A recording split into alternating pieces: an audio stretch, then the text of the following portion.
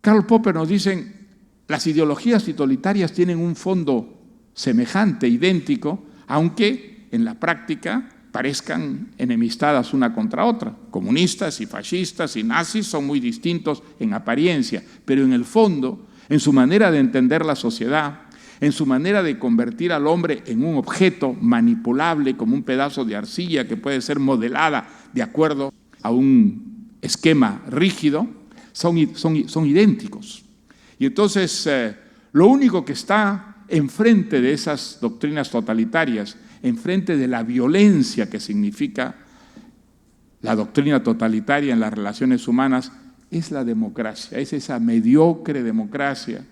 a la que los intelectuales suelen despreciar tanto porque está tan lejos de la perfección que ellos añoran. Sin embargo, esas sociedades, como lo decía Isaías Berlin, como lo decía Albert Camus, son las sociedades más avanzadas del planeta. Son las sociedades que han reducido la violencia, son las sociedades que han creado más igualdad de oportunidades para que los seres humanos puedan realizar sus sueños, materializar sus ambiciones, y son las realidades que han humanizado más la vida sin alcanzar la perfección,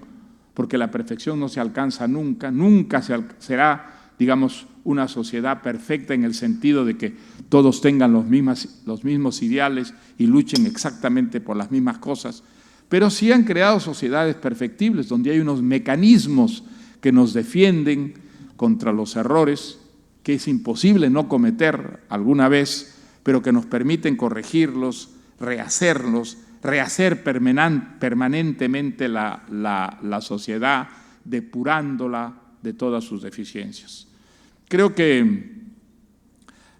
con la mención de Karl Popper voy a terminar, porque de alguna manera él representa, digamos, en buena parte todavía lo que creo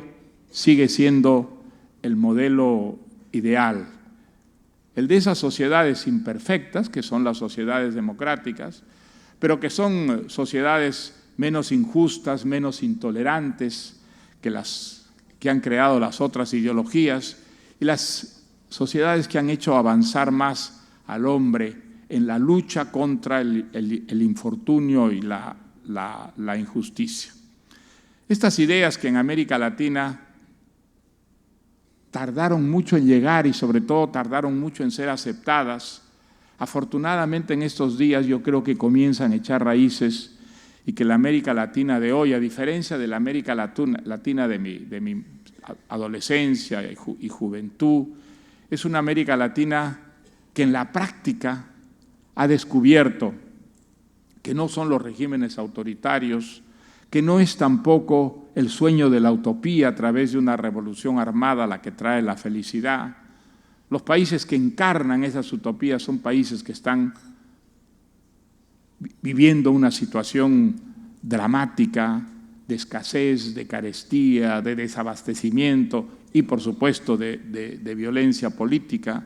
en tanto que esa democracia a la que los intelectuales suelen despreciar tanto es la que poco a poco va creando unos espacios de coexistencia en la diversidad y también de una prosperidad que desde luego resulta lenta para nuestras necesidades, pero no representa un retroceso, que es lo que suelen representar todas las sociedades autoritarias y totalitarias sin ninguna excepción. Por eso es que creo, y con esto termino, que es posible tener, a pesar de los problemas enormes que enfrenta América Latina, una visión más optimista que la que teníamos en el pasado de nuestra región. Tengo la impresión de que después de darse muchos traspiés y de equivocarse muchas veces, América Latina poco a poco se va enrumbando en la buena dirección.